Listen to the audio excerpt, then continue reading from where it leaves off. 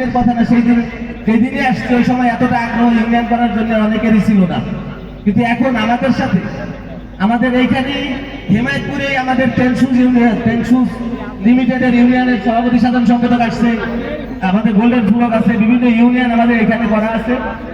আশা করব আগামীতে আমরা নির্মাণ শ্রমিক ইউনিয়নও করার জন্য সবুজে বলবো এবং সে চেষ্টা করবে, তারা প্রচুর চেষ্টা করেছে এবং সকলকে একতাবদ্ধ হয়ে শ্রমিক আন্দোলনে সবসময় কাঁধে কাঁধ মিলিয়ে কাজ করার জন্য, এবং আমিও সকলের সাথে কাঁধে কাঁধ মিলিয়ে যেন কাজ করতে পারি এই আশাবাদ ব্যক্ত করে আমি আমার সংক্ষিপ্ত বক্তব্য শেষ করছি।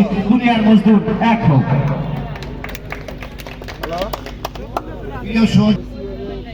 আমার এই প্রথম আমার এই ইউনিয়নের গুরুজন তাদের উপস্থিতি আমি স্থাপনা করলাম। কষ্ট লাগলো, এই সময় পেয়েছি এবং বক্তা আছে সংখ্যা অনেক বেশি, কিন্তু